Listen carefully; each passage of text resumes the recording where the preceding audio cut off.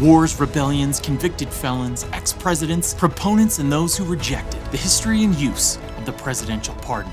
I can think of no worse job than being president. 50% of the country hates you. You're under constant threat for your life, that you're gonna have an elite group of officers protecting you for the rest of your life. But if there is a shining light in this occupation, it's gotta be the Presidential Pardon. Welcome to Deep Dive in 5, Pardon Me Edition. The presidential pardon is not new.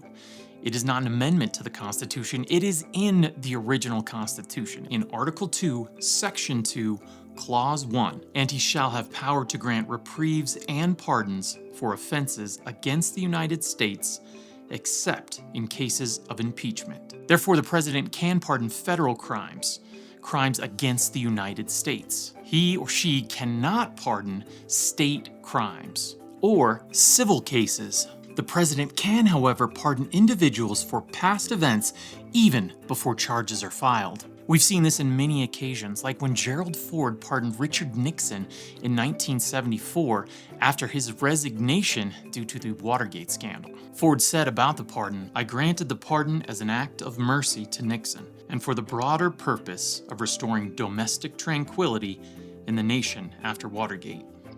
As president, my primary concern must always be the greatest good of all the people of the United States. The presidential pardon has often been seen as a way to heal the nation, like when Andrew Johnson, on Christmas Day in 1868, pardoned Jefferson Davis, the president of the Confederate Army, along with anyone who participated in the Civil War Rebellion. Or when George Washington pardoned members of the Whiskey Rebellion, the first presidential pardon. The Whiskey Rebellion was a violent protest that took place in western Pennsylvania. It was in response to the government's first tax on domestic goods. Or when James Buchanan, to the founder of Salt Lake City and second president of the Mormon Church, Brigham Young, and some of his followers. Buchanan offered a pardon to all the Mormons who would submit to federal law. This was coming after the Utah War, or Mormon War. It was a conflict between the Mormon settlers and the United States government about who would govern the Utah Territory. This was following an incident in 1857 in which a wagon train was passing through Utah and 100 civilians were killed. That just shows you don't mess with Mormons with wagon trains or basketball. And if you know, then you know. In 1915, the Supreme Court made an interesting ruling about the presidential pardon. Woodrow Wilson had pardoned an editor for the New York Tribune, George Burdick. Burdick was subpoenaed by a grand jury in an attempt to reveal his sources in regards to an article about smuggling jewels into the United States. The pardon was issued in a maneuver to get Burdick to reveal his sources, since the Fifth Amendment does not apply to those immune from prosecution. In Burdick versus the United States, the Supreme Court ruled that a pardon can be rejected. Alexander Hamilton was a vehement defender of the presidential pardon. In the Federalist Papers, a group of 85 articles written by Hamilton, James Madison, and John Jay to promote the ratification of the Constitution. Hamilton argued that such power should be as little as possible fettered or embarrassed, to ensure easy access to exceptions in favor of unfortunate guilt. He also argued a single person would be a more eligible dispenser of the mercy of the government than a body of men. How right Hamilton was surely depends on the quality of the person in office at that time. More recently, Joe Biden very controversially pardoned his son, who was convicted on weapons charges and tax charges.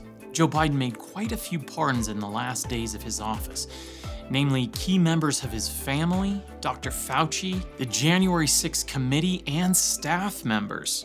Retired General Mark Milley, a former chairman of the Chief Joints of Staff, and a critic of Donald Trump, the president who would follow Joe Biden. Once in office, Donald Trump pardoned all the January 6th rioters. On January 6, 2021, a mob of President Trump supporters attacked the Capitol in Washington, D.C., in a failed attempt to prevent formalizing the victory of President-elect Joe Biden. All of the January 6 rioters have been pardoned or had their sentence commuted to time served, like former Proud Boys leader Enrique Tarrio, who was serving a 22-year sentence for seditious conspiracy, among other charges. Now, in all fairness, I think being President of the United States is the most difficult job in the world. And that office has been held by a multitude of amazing men. And as it is easy to cast judgment, I think we should take a look at a quote from one of those great men. It is not the critic who counts, not the man who points out how the strong man stumbles or where the doer of deeds could have done them better. The credit belongs to the man who is actually in the arena, whose face is marred by dust and sweat and blood, who strives valiantly, who errs, who comes short again and again, because there is no effort without error and shortcoming. But who does actually strive to do the deeds, who knows great enthusiasm, the great devotions, who spends himself in a worthy cause, who at best knows in the end that triumph of high achievement, and who at worst, if he fails, at least fails while daring greatly, so that his place shall never be with those cold and timid souls who neither know victory nor defeat. If you enjoyed this video, please like and subscribe. Leave me something in the comments. I love hearing from you guys. My name is Bronson Anderson. Thanks for watching. This has been Deep Dive in 5, Pardon Me edition.